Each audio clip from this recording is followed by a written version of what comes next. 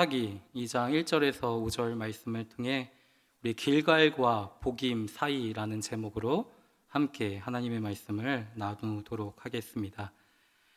저희 가정에 5살 된 유한이와 요즘 이야기를 하다 보면 유한이가 어때? 라는 말을 종종 저희 부부에게 던집니다. 유한이도 자기가 하고 싶은 것이 있고 또 하기 싫은 것도 있을 겁니다. 그러니 이거 해, 저거 해 라고 이야기하기보다는 아내와 제가 먼저 유한아 이건 어때? 라며 유한이의 의견을 먼저 물어보는 것이죠. 그러면 유한이는 잠시 나름의 생각을 정리를 합니다. 그리고 아빠 이렇게 하는 건 어때? 라고 저에게 답을 주는 것이죠. 이제 엄마 아빠가 유한이에게 바라는 것을 어때? 라는 말로 건네주면 유한이도 자기가 바라는 것을 정리해서 이건 어때? 라고 저희에게 답을 주는 것이죠. 이 어때? 라는 말에는 자기의 생각이 담겨 있는 겁니다. 상대가 나의 생각에 따라와 줬으면 하는 바람도 그 속에 담겨 있는 것이죠. 그런데 문제가 있습니다.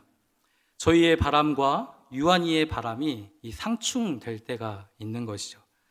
서로의 의견이 좀 좁혀지면 좋을 텐데 이게 말처럼 쉽지가 않습니다. 최대한 유한이의 의견을 수렴하고 양보하여 합의점을 찾고자 하는데 이 과정이 정말 만만치가 않거든요. 한 가지 예를 들면 요즘 환절기라서 유한이가 땀을 많이 흘립니다. 그래서 그런지 이제 피부에 트러블이 많이 생기는 겁니다. 그래서 제가 집에 돌아오면 먼저 유한이를 깨끗이 씻기고 보습을 하는 게 저의 바람입니다. 그게 저한테는 되게 급하거든요. 자녀를 생각하는 마음이 되게 깊은 거죠. 어떻게 보면요.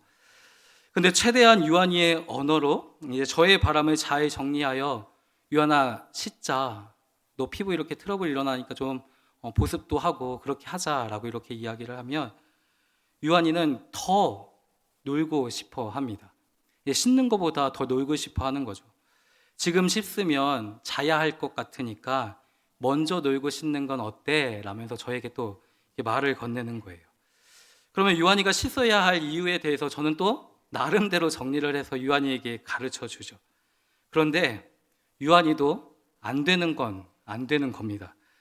팽팽하게 의견이 맞서다가 그래도 서로가 오케이 할 수 있는 협의점을 찾으면 되는데 이게 안 되면 저의 죄의 본성이 툭 튀어나오게 되는 것이죠. 야, 그냥 이거 해! 라고 저도 모르게 유한이에게 소리를 치는 겁니다. 그러면 유한이는 할까요? 절대로 안 합니다. 울고 불고 아빠 밉다고 소리를 지르며 엄마에게 뛰쳐가는 거죠. 거기에 억지로 데리고 와서 씻기면 화장실에서 난리 부르스가 납니다. 상황이 조금 안정되면 그 미안한 마음에 유한이에게 사과를 하고 서로 미안하다 이야기하면서 안아주고 이제 사과를 하는데 주제만 다를 뿐 매일매일의 일상이 이렇게 전쟁과 같이 다툼과 팽팽한 긴장이 있다라는 것이죠. 그런데 그런 일들을 반복해서 겪다 보면 때로는 지치고 힘들기도 한데 그 힘듦이 힘듦으로 다가오지는 않습니다. 자기 전에 유한이는 이제 자기가 속상했던 그 마음을 이랬다 저랬다 이제 엄마 아빠에게 잘 표현을 합니다. 그러면서 마지막에 이런 이야기를 건넵니다. 그래도 엄마가 밥도 주고 잘 놀아주고 해서 고마워라는 말을 던지는 거죠.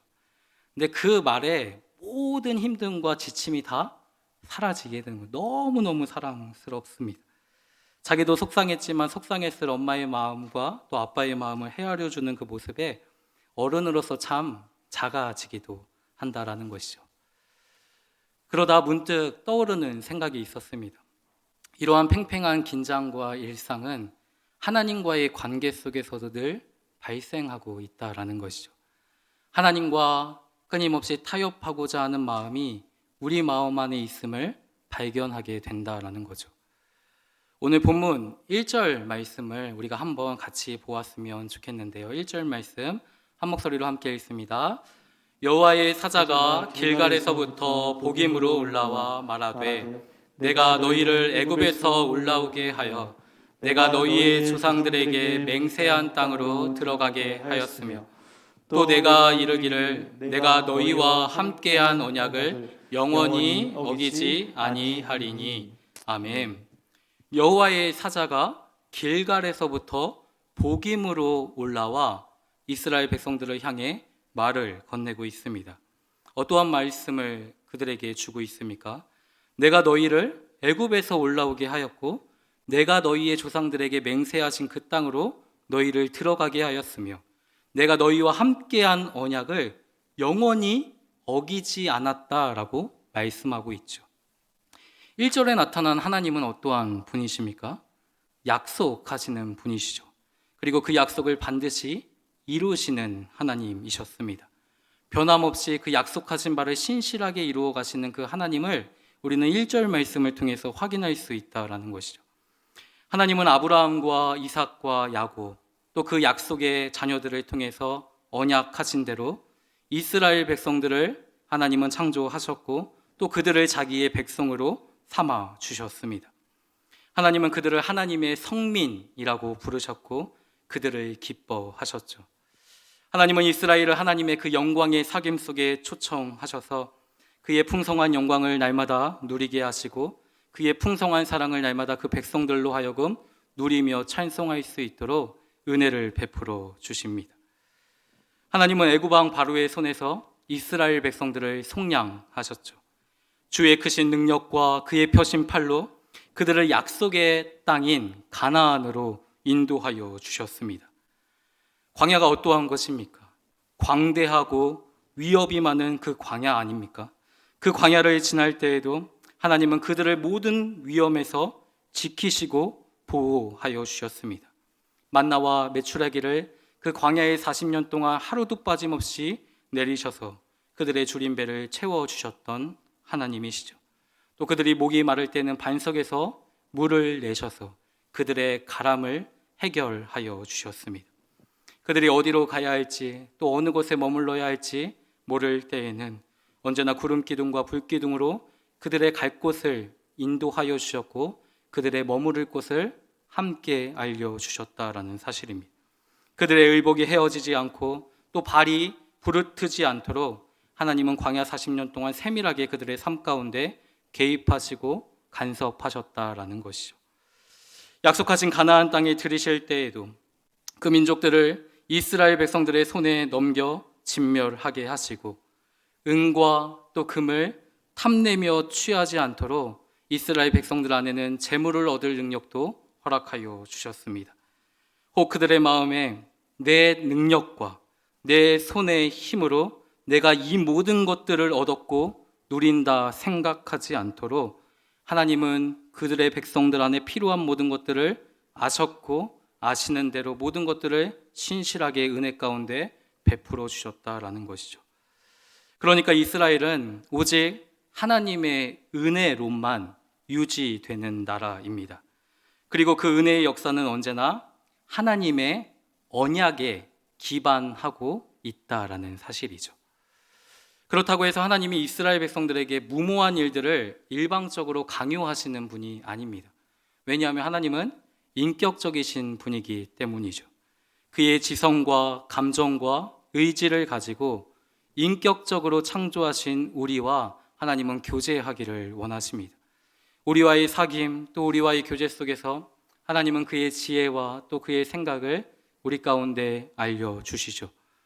택하신 그 백성들을 얼마나 사랑하시는지를 우리가 깊이 누리고 느낄 수 있도록 역사하여 주십니다. 또 하나님 자신의 그 충만함을 우리 마음 가운데 비추고 경험케 하여 주셔서 이 땅을 살아갈 때 나의 능력이 아닌 하나님의 능력을 의지하고 나의 지혜가 아닌 하나님의 지혜를 의지하고 하나님의 긍휼과 사랑에 기대어 이 땅을 살아갈 수 있도록 우리의 의지를 붙드시고 인도하여 주신다라는 사실이죠. 이 하나님과의 사귐 속에 하나님의 거룩한 성품들이 우리 안에 누려지면 내 생각과 내 감정과 내 의지가 하나님께 반응하는 겁니다. 자녀를 향한 부모의 바람이 있듯 아버지 하나님께서도 하나님께서 택하신 그의 자녀들에게 원하시고 바람이 소망하는 것들이 있다라는 것이죠. 하지만 하나님은 그의 바람을 자녀들에게 일방적으로 강요하거나 억지로 끌고 가시는 분이 아니십니다. 그들에게 충분히 말씀하시고 친히 보여주시고 또 풍성히 경험하게 하신다라는 것이죠. 자녀들을 향한 하나님의 마음이 무엇인지를 깨닫게 하여 주셔서 그 뜻에 합하여 살아가도록 또 그 뜻에 반응하여 살아갈 수 있도록 언제나 우리를 인격적으로 대하신다라는 사실이죠. 여기에는 부인할 수 없는 진리가 있습니다. 우리가 하나님 안에 있을 때 가장 행복하다라는 것이죠. 나의 뜻이 아니라 하나님의 뜻이 우리의 삶 가운데 이루어지는 것이 진짜 행복이고 진짜 기쁨임을 알게 된다라는 것이죠. 그런데 자녀된 우리의 마음은 어떠합니까? 하나님께 들었고 또 그 하나님을 친히 보았고 하나님을 경험했음에도 불구하고 여전히 내 소견에 오른 대로 행하는 완악한 고집스러움이 우리 안에 있음을 우리는 끊임없이 발견하게 되는 것이죠. 사사기에 나타난 이스라엘을 하나님께서 평가하실 때에도 이러한 평가를 내리시죠. 한번 같이 읽어볼까요? 시작. 그때에는 이스라엘의 왕이 없었으므로 사람마다 자기 소견에 옳은 대로 행하였더라. 아멘. 그때에는 이스라엘의 왕이 없었으므로 보이지는 않지만 살아계신 하나님이 그 사사기 시대를 살아가는 이스라엘 백성들 안에 왕으로서 역사하시고 그들을 친히 통치하시고 다스리시며 함께 동행하셨음에도 불구하고 여전히 백성들은 하나님을 왕으로 여기지 않았다라는 것입니다.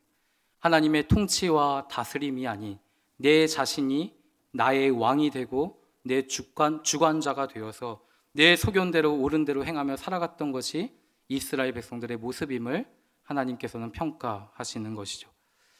하나님의 뜻은 알겠지만 그래도 내 뜻은 이거니 고려해 달라고 하나님과 타협하는 모습이 끊임없이 이스라엘 공동체 안에 또 우리 안에 있음을 보게 되는 것입니다. 아니면 하나님의 뜻이 무엇인지도 우리는 알지 못한 채 나의 바람과 나의 뜻이 마치 하나님의 뜻인 것처럼 그것을 이루어 달라고 팽팽하게 하나님과 맞서고 있는 것이 우리의 모습이기도 하다라는 것이죠. 그러다 나의 계획이 실패로 돌아가고 내 생각과 내 뜻이 이루어지지 아니하면 우리의 모습은, 우리의 반응은 어떠합니까?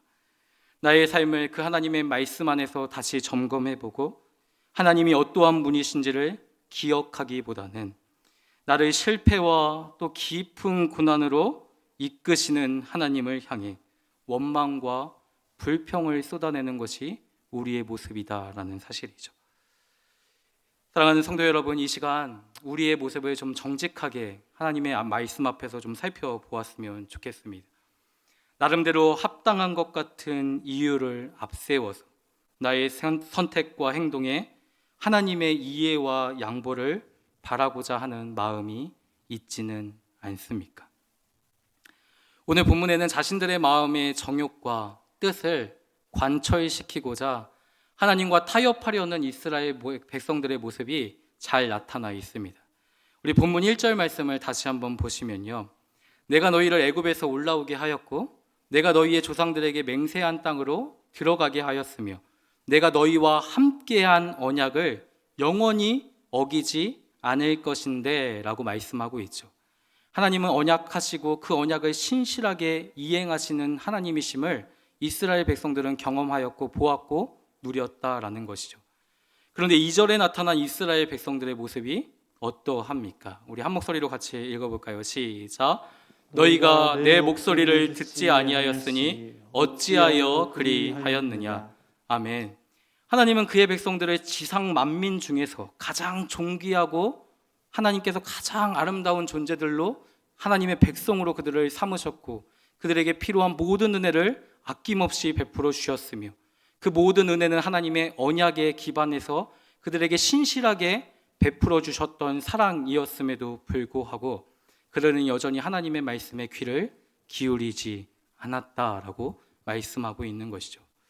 2절 상반절 말씀을 보면 너희는 이 땅의 주민과 언약을 맺지 말며 그들의 제단들을 헐라라고 말씀하셨는데 그들은 이 또한 하나님의 말씀을 듣지 않았다라고 말씀하고 있습니다. 우리가 신명기 7장 16절의 말씀을 보면 이 가나안 정복을 앞두었던 이스라엘 백성들을 향해서 하나님은 모세를 통해 이러한 말씀을 백성들에게 선포하십니다. 어떠한 말씀인지 우리 한 목소리로 좀 같이 읽었으면 좋겠습니다. 내 하나님 여호와께서 내게 넘겨주신 모든 민족을 내 눈이 긍휼히 여기지 말고 진멸하며 그들의 신을 섬기지 말라. 그것이 내게 올무가 되리라. 아멘. 하나님 여호와께서 너희들에게 넘겨주신 그 모든 민족들을 긍휼히 여기지 말라라고 말씀하십니다. 그 모든 것들을 어떻게 하라 말씀하십니까? 진멸하라라고 말씀하시죠. 그들의 신들을 섬기지 말 것을 반복하여 그들에게 말씀하고 있습니다.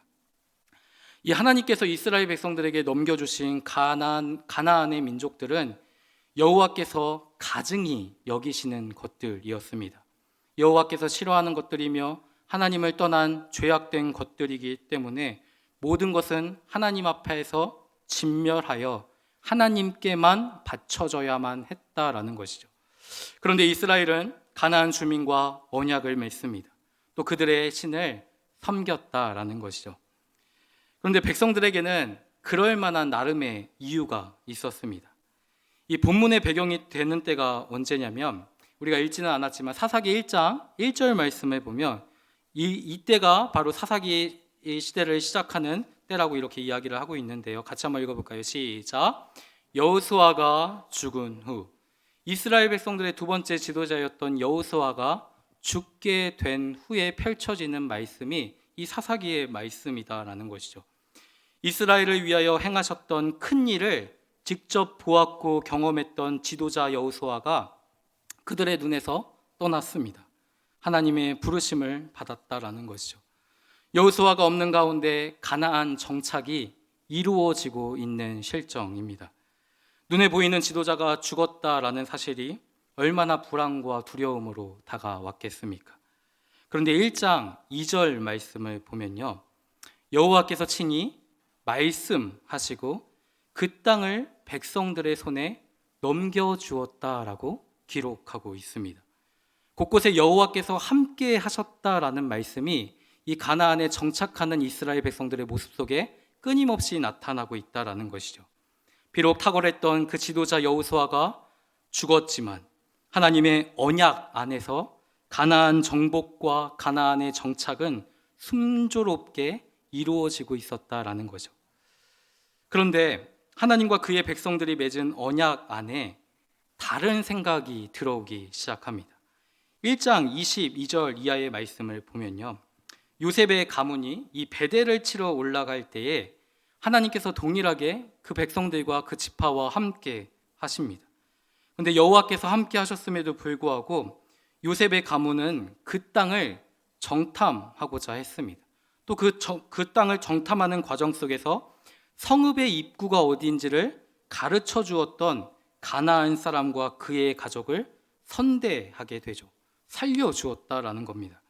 이로 인해 목숨을 건진 가나안 사람은 햇사람의 땅에 들어가서 또 다른 베델, 루스라는 성읍을 짓게 되는 것이죠.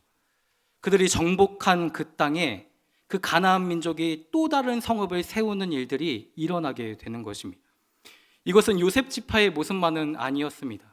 이후 기록된 1장 27절 이하의 말씀을 보면 이스라엘 백성들은 하나님의 함께 하심을 마치 자신들의 강성함으로 바꾸어냅니다. 자신들의 편의대로 이 가나안 족속을 쫓아내지 않고 그들에게 노역을 시켰음을 보게 되는 것이죠.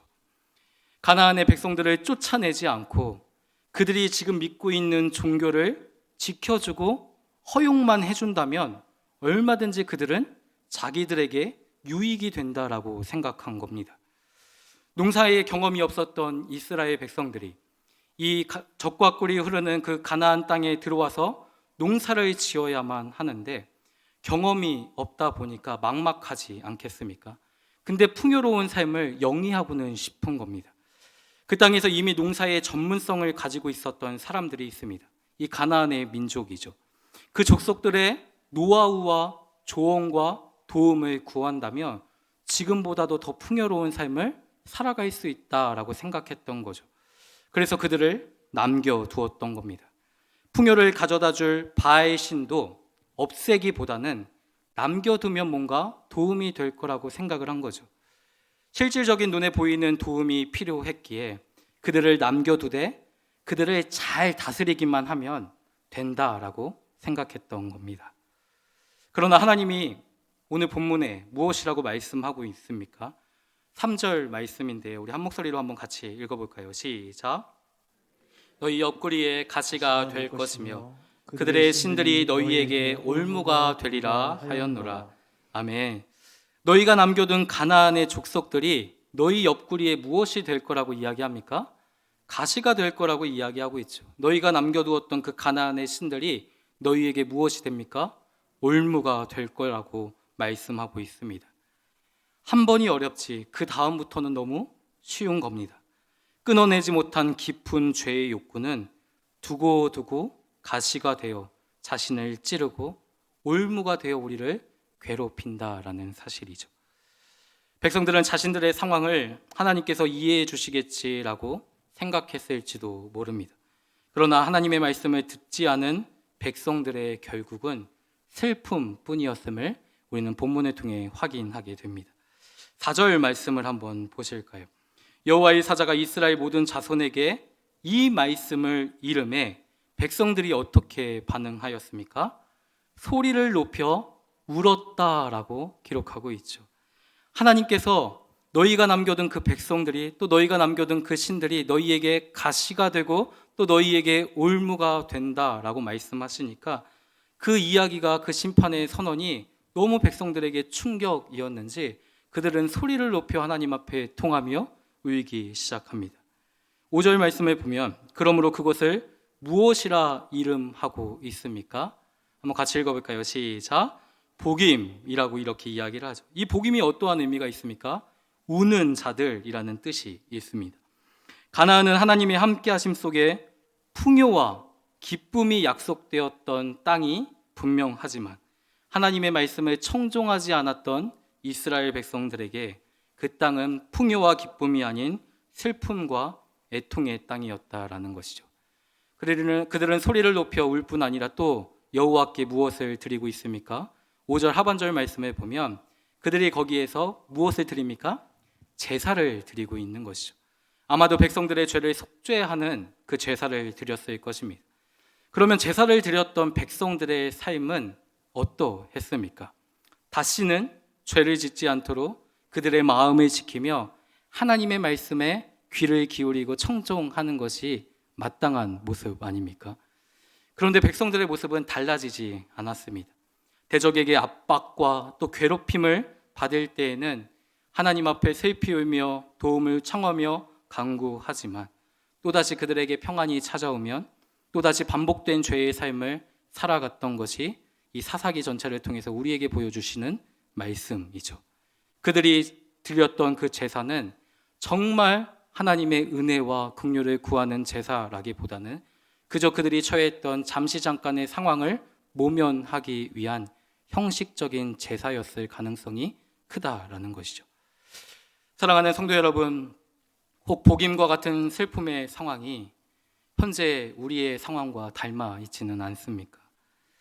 내 뜻과 내 생각을 관철시키고자 하나님의 목소리에 귀를 기울이지 않고 내가 원하는 결과를 만들기 위해서 수없이 타협하고 주의 뜻이 아닌 것을 끊임없이 우리의 삶에 용납하며 살아가고 있지는 않습니까?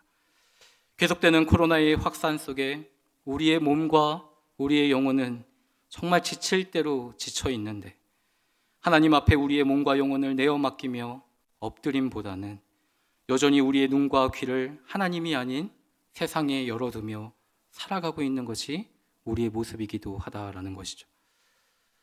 사랑하는 성도 여러분, 돌아서야 합니다. 우리의 마음을 하나님께로 다시 향하고 주님 앞에 엎드릴 수 있는 시간이 정말로 우리에게 필요합니다.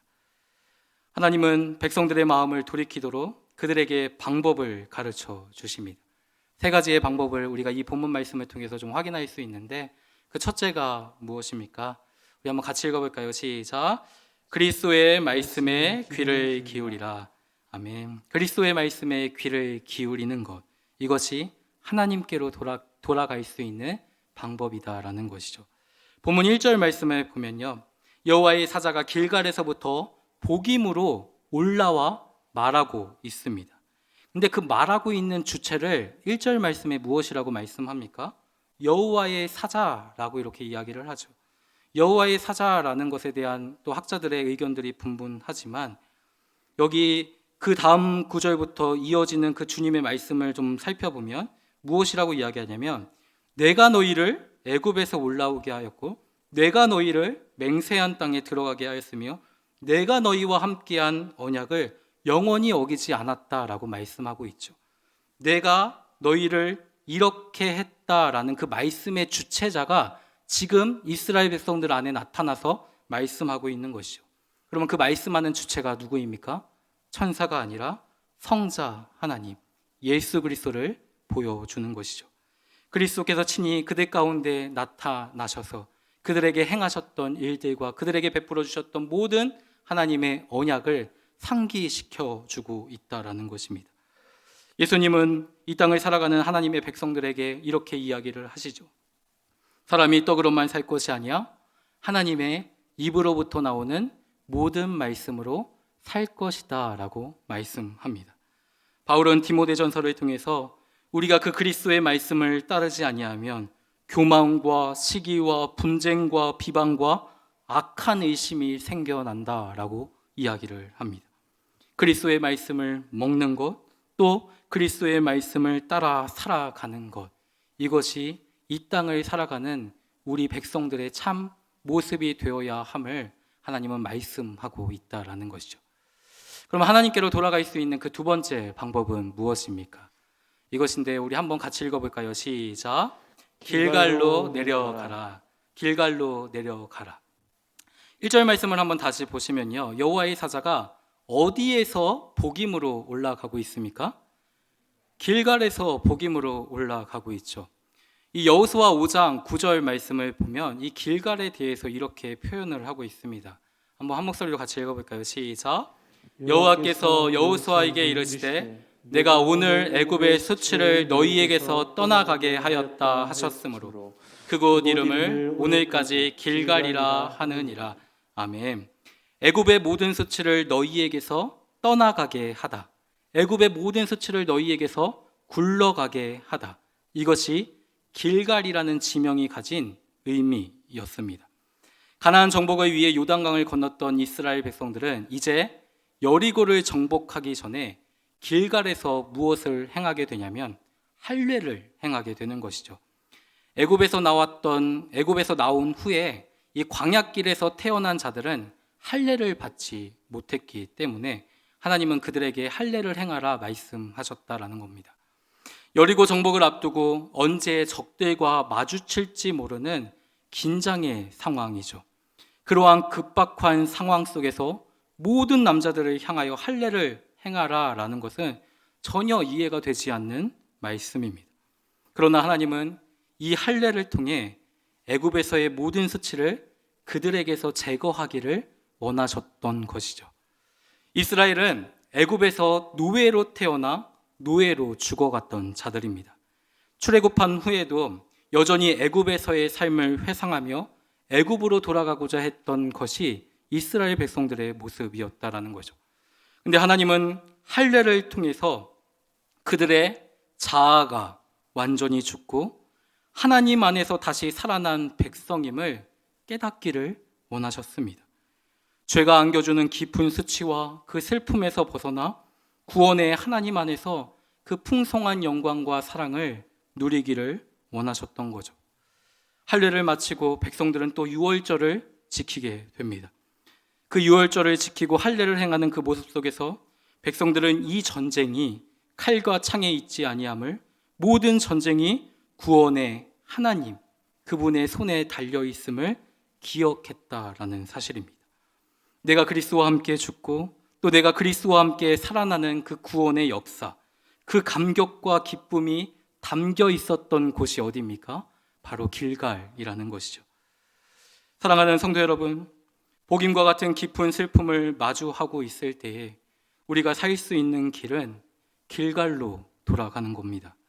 길갈에서 행하신 그 하나님의 구원을 바라고 우리 가운데 구원을 베풀어 주셨던 그 하나님이 행하셨던 일들을 기억하고 하나님께로 마음을 돌이키는 것, 이것이 우리가 살 수 있는 길이다라고 말씀하고 있다라는 것이죠.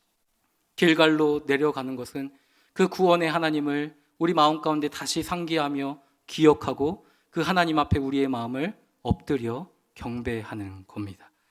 그러면 셋째, 우리의 마음을 돌이킬 수 있도록 하나님이 우리 가운데 가르쳐 주신 방법은 무엇입니까? 같이 한번 읽어볼까요? 시작. 하나님께 예배하라. 5절 말씀을 보면 복임에서 백성들이 하나님 앞에 제사를 드리게 되죠. 단순히 그들이 처한 슬픔의 상황을 모면하고자 했던 예배였을지 모릅니다.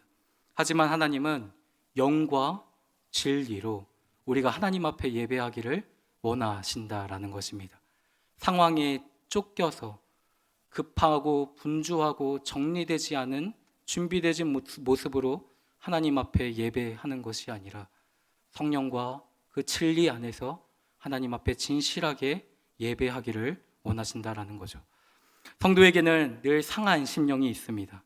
애굽의 수치를 부여안고 살았던 지난 날들에 대한 후회가 있고 하나님의 영광을 풍성히 누리거나 또 드러내지 못한 것에 대한 부끄러움이 존재합니다. 그러나 내 모든 자아를 하나님께 내려놓아야 합니다. 하나님의 은혜가 없이는 살 수 없는 자임을 하나님 앞에 인정해야 하는 것이죠.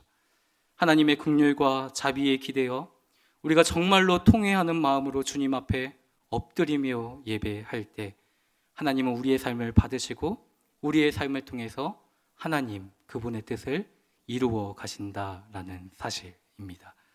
이러한 귀한 은혜가 우리 모든 성도님들의 삶 가운데 이루어졌으면 좋겠습니다. 제가 지난달부터 JDTS에 참여하고 있습니다. 훈련생으로 참여하고 있는데요. 한 교역자의 영적인 성장과 그 훈련을 위해서 참 교역자가 그 JDTS에 참석해서 함께 훈련을 받는 자리가 이 간사님들에게도 그렇고 이 훈련생들에게도 얼마나 불편하고 불편하겠습니까? 그런데도 그 교역자를 또 섬겨주고 또 사랑으로서 안아주고 함께 기도해 주시는 모습에 매일매일 또 매주 하나님의 은혜를 누리고 경험한다라는 거죠. 근데 지난주 주일 강의가 예배에 대한 강의였습니다. 우리 박희광 목사님께서 오셔서 그 강의를 참 진행해 주셨는데 그 예배에 대한 강의를 들으면서 제 예배의 모습들을 한번 살펴보고 다시 한번 저의 모습을 하나님 앞에서 점검할 수 있는 시간이 되었습니다. 근데 한 텀 이렇게 강의를 마치고 쉰 다음에 두 번째 이제 강의를 하시는데 그 두 번째 강의를 할 때는 예배에 대한 실습을 하시는 거예요. 근데 예배는 사실 실습이라기보다 그냥 우리가 하나님 앞에 예배하면 우리가 하나님 앞에 반응하게 되지 않습니까? 근데 그것들을 억지로 실습하는 것 같다 제 마음이 조금은 힘들 것 같다라는 생각이 들었습니다. 실습을 한다는 얘기를 듣고. 근데 목사님이 이제 강의를 이제 열정적으로 진행하시고 저희한테 이렇게 이야기합니다. 이제 다 무릎을 꿇어 보십시오. 무릎을 꿇라는 거예요. 그 자리에서 무릎을 꿇라는 거예요. 다들 이렇게 좀 서로 이렇게 눈치를 살피면서 무릎을 꿇습니다. 근데 무릎을 꿇었는데 제 마음이 달라지는 겁니다.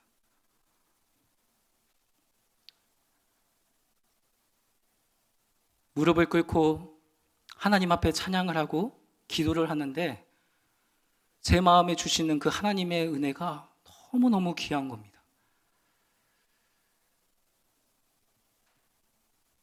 그러면서 하나님이 주셨던 그 마음이 무엇이었냐면 제가 처음 사역을 시작하고 그 말씀을 전하는 자로 설 때에 늘 말씀을 열심을 다해서 준비하고 토요일 저녁 늦게까지 정말 새벽이 다르도록 그렇게 말씀을 준비하면서도 늘 제 마음 가운데는 채워지지 않고 다 만족되지 않은 그 공허한 마음이 있었거든요.